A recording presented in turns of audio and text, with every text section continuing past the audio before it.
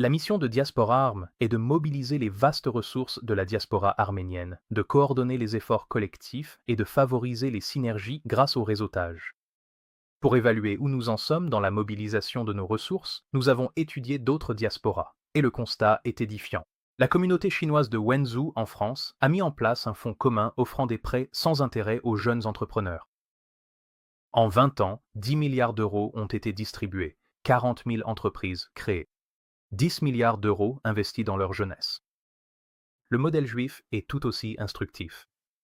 Leurs différentes organisations ont uni leurs forces, créant des fondations indépendantes dans chaque ville, dont la seule mission est la collecte de fonds, avec des conseils d'administration apolitiques et de confiance, une gouvernance démocratique, une transparence totale, chaque dollar étant documenté au centime près, et une pratique de reconnaissance publique affichant le nom de chaque donateur.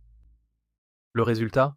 Les fondations juives de Montréal, Boston, Los Angeles et New York lèvent des centaines de millions, voire plus d'1 milliard. Face à ces chiffres, alors que le Fonds panarménien n'a collecté que 15 millions de dollars dans le monde en une année, la conclusion est inévitable. Nous avons lamentablement échoué. Et tant que nous ne le reconnaîtrons pas, nous ne pourrons pas rebondir. En 2023, Hillel, l'organisation étudiante juive, a levé 100 millions de dollars en une seule soirée pour des bourses d'études. Le problème n'est pas que les Arméniens ne donnent pas. Ashot Avetian, par exemple, a fait don de sa collection d'art d'une valeur de plusieurs centaines de millions de dollars, ainsi que de 45 millions de dollars en espèces pour construire le musée qu'il abrite, le tout au Clark Institute. Feu Edward Avedisian, qui a construit l'école Avedisian à Erevan et soutenu généreusement l'AUA, a fait don de 100 millions de dollars à l'université de Boston. Les Arméniens donnent.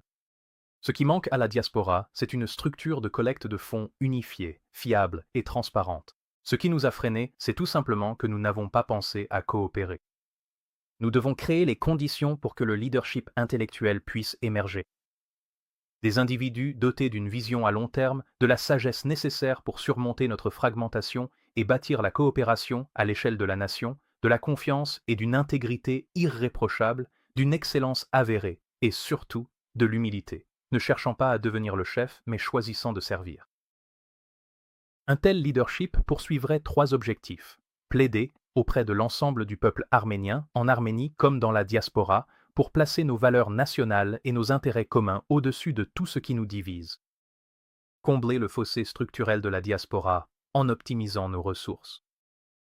Déterminer notre niveau d'ambition pour l'Arménie et les Arméniens sur la scène mondiale. Quel calibre de personnalité politique influente nous devrions avoir d'ici 20 ans? Des députés, des ministres, des premiers ministres, une forte présence médiatique, davantage de licornes arméniennes et plus de lauréats du prix Nobel. Un tel leadership devrait également établir un programme de questions d'intérêt national, y compris celles que personne d'autre n'aborde. Un exemple, la congrégation mékhitariste. Le nombre de leurs religieux et érudits est passé de plusieurs centaines à seulement 14 dans le monde, et le Vatican a nommé un administrateur à la tête de la congrégation. Pourtant, cette congrégation, avec des branches à Venise, Vienne, en France, au Liban et en Égypte, détient des biens d'une immense valeur nationale. Si personne ne se manifeste pour en assumer la responsabilité, elle pourrait entièrement tomber entre les mains du Vatican comme un fruit mûr. Cela ne figure sur l'agenda de personne. Cela devrait figurer sur le nôtre. Étant donné la crédibilité amoindrie de nos classes politiques et religieuses, ce leadership doit émerger de nos 2 piliers les plus solides, les universitaires et les entrepreneurs.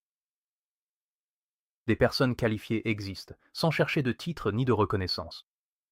Nous devons les inviter à la table des discussions.